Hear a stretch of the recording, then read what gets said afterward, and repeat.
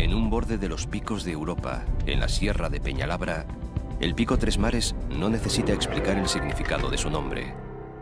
Una gota de agua o de deshielo allí caída o formada puede resbalar hacia el Cantábrico como lo hará a bordo del río Nansa, al Atlántico, conducida por el Pisuerga, o al Mediterráneo, acogida por los ríos Íjar y Ebro, si es que los dos no son la misma cosa.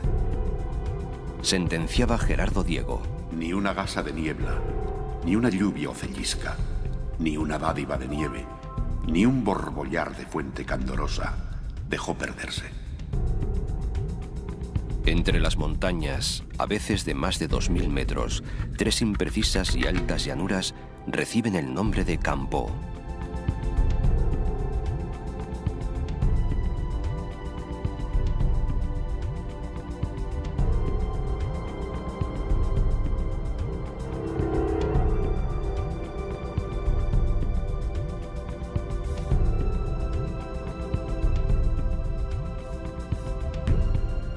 Paraje verde, más bien solitario y frío, adornado de iglesias románicas y algunas pequeñas aldeas.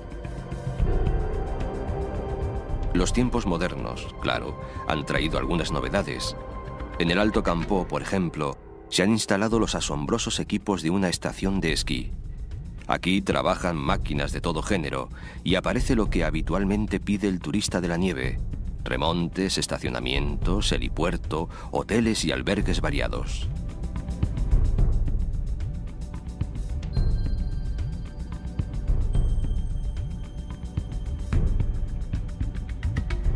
Alrededor de esta estación invernal del Alto Campó o Brañavieja se despliega el gran espectáculo natural de estas montañas que son como el abrazo de las cordilleras Cantábrica e Ibérica. Algunas laderas están tapizadas de bosques de hayas, robles y abedules, con sus cambiantes colores, y se animan con frescos riachuelos.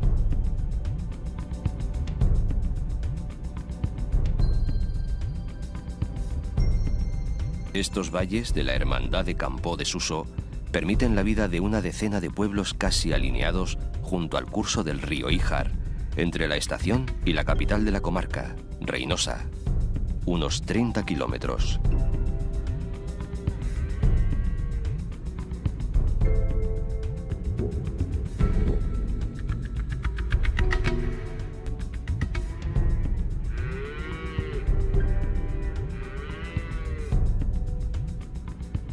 Proaño, un tanto más aislado, avisa de su existencia con una orgullosa torre que se considera la más antigua de Cantabria.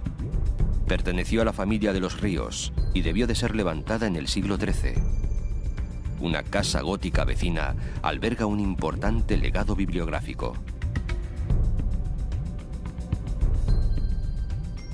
Argüeso tiene el mismo aire medieval e incluso castillo propio, el mejor de la comarca.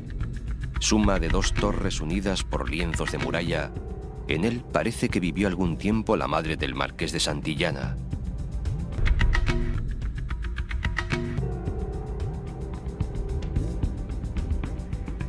Desde las almenas puede contemplarse el vuelo de cernícalos, cuervos y águilas culebreras sobre el impresionante barranco.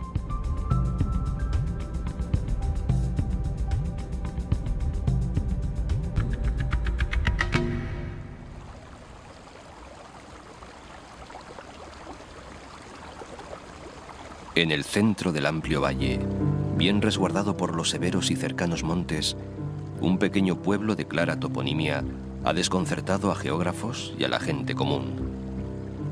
Fontibre viene del latín fons Iberi, o sea, manantial del Ebro. El pequeño lago sombreado por la arboleda figura como nacimiento oficial del gran río.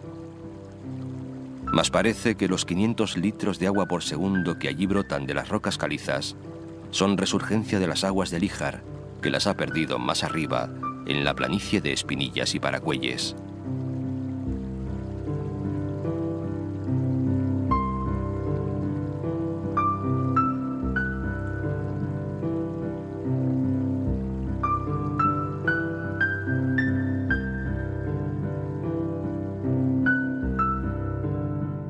Sean cuales sean los orígenes de esas jóvenes aguas, encuentran muy pronto la ciudad de Reinosa, encrucijada, vestíbulo de la montaña, puerta de la meseta, hacia donde van las aguas.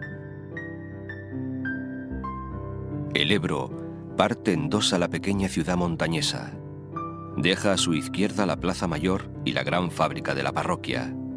A la derecha han ido buscando espacio los barrios más modernos y mercantiles. Sus famosos palacetes y casonas con escudos de nobleza, airosos púlpitos y miradores están un poco por todas partes, en calles organizadas para defenderse del frío. Reinosa ha sido sobre todo capital ganadera, pero también fue tradicional centro de hospedaje, afortunado o fatal. Dicen que aquí, con los fríos, curó sus males el ya achacoso Carlos V, recién desembarcado en Laredo.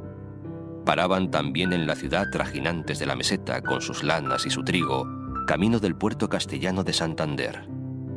Mucho antes habían estado las legiones romanas en su guerra contra los cántabros, y hasta los franceses de Napoleón, en fin, acamparon en Reinosa, mas para saquearla y destruirla.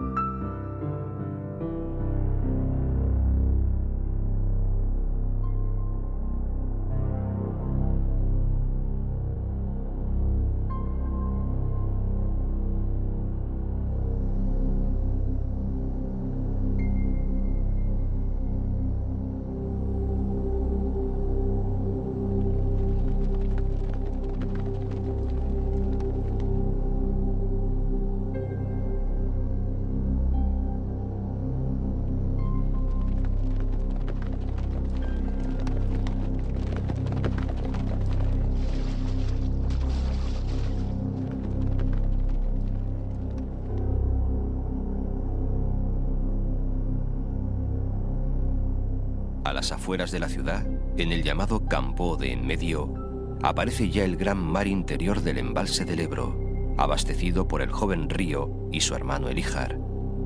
Se construyó en el año 1913 y es uno de los ejemplos de regulación estacional de un río. En este gran valle acuático que retiene más de 500.000 de metros cúbicos, se ahogaron varios pueblos y unas cuantas minas de carbón. Procura hoy gran provecho para generación eléctrica y bombeo de aguas para regadío, y da refugio a miles de aves acuáticas.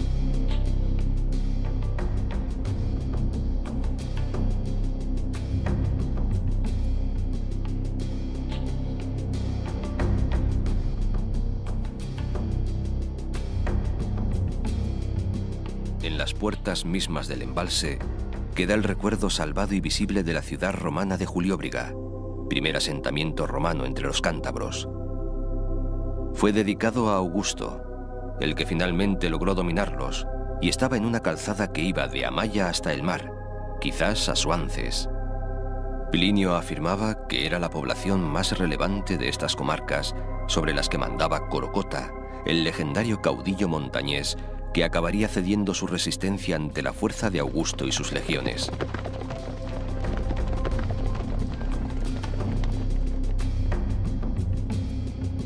Son tierras de escasa población y mucho desconocimiento, también de gran carácter y hermosura. Casi cada pueblo tiene un regalo que ofrecer. Bustamante, su gran torre, la más alta de Cantabria. Monegro, la ermita de las Nieves. Volmir, la recoleta iglesia de San Cipriano, con su airosa espadaña. Orzales, Requejo.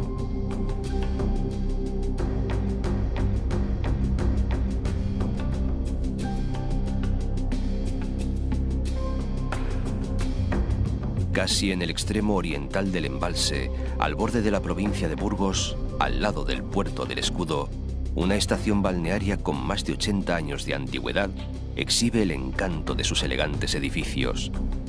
Las aguas que brotan del balneario de Corconte han tenido siempre fama de buenas curadoras de la gota, la diabetes, los males del riñón y otras enfermedades. En el costado meridional del embalse, un puñado de pueblos, tanto cántabros como burgaleses, muestran algunas heridas causadas por las aguas. Llano estuvo a punto de desaparecer y perdió por completo su ermita del Avellanal. La de San Martín, en Renedo, logró salvarse, aunque con las aguas casi pegadas a sus muros. Frente a Villanueva de las Rozas todavía destaca la espadaña de su iglesia parroquial.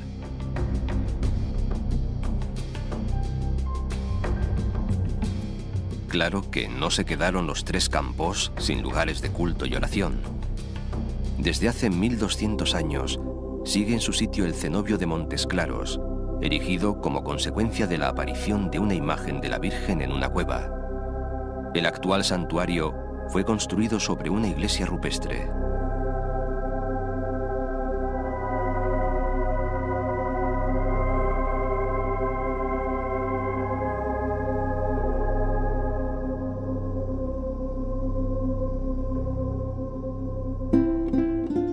Más arriba, el río se libera de las ataduras del embalse, y no por el lado opuesto a donde entra él, como parecería lógico, sino por un costado muy próximo a esa puerta de entrada. Fue allí donde construyeron la presa del gran lago artificial, apenas 35 metros de altura y muy escasa longitud.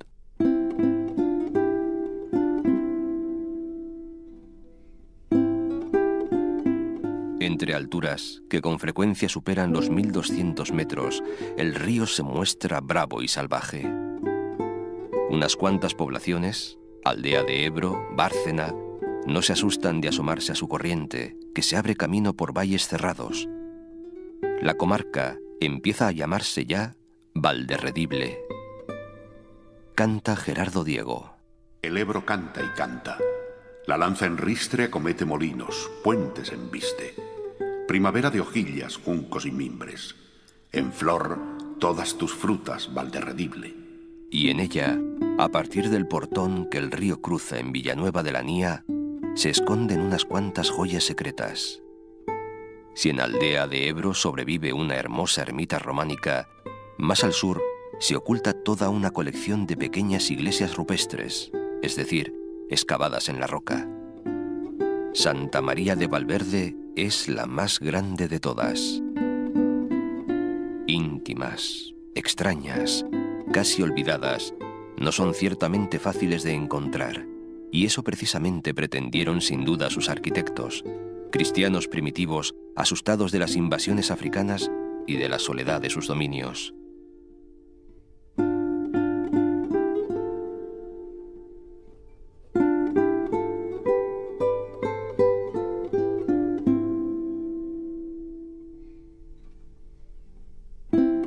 Polientes es el pueblo que con sus casonas de piedra actúa como centro histórico y vital de la zona.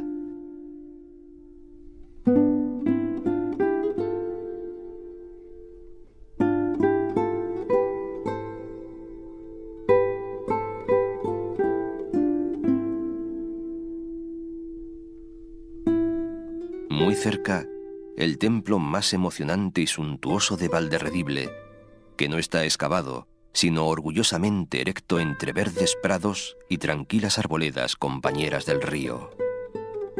Se trata de San Martín de Elines, que se levantó sobre un monasterio mozárabe que se había arruinado en el año 1102. La iglesia sucesora es descaradamente románica, muy esbelta, de una sola nave, llena de monumentales esculturas e incluso de restos de pinturas de la misma época.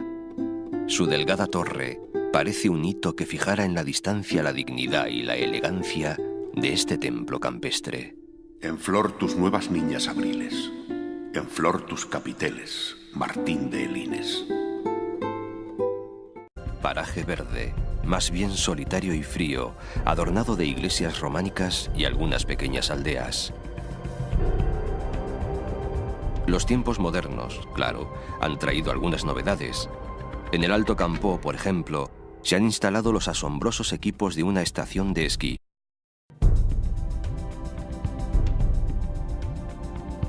En un borde de los picos de Europa, en la Sierra de Peñalabra, el Pico Tres Mares no necesita explicar el significado de su nombre. Una gota de agua o de deshielo allí caída o formada puede resbalar hacia el Cantábrico como lo hará a bordo del río Nansa. al Atlántico, conducida por el Pisuerga, o al Mediterráneo, acogida por los ríos Íjar y Ebro, si es que los dos no son la misma cosa. Sentenciaba Gerardo Diego. Ni una gasa de niebla, ni una lluvia o cellisca, ni una dádiva de nieve, ni un borbollar de fuente candorosa dejó perderse. Entre las montañas, a veces de más de 2000 metros, tres imprecisas y altas llanuras reciben el nombre de campo,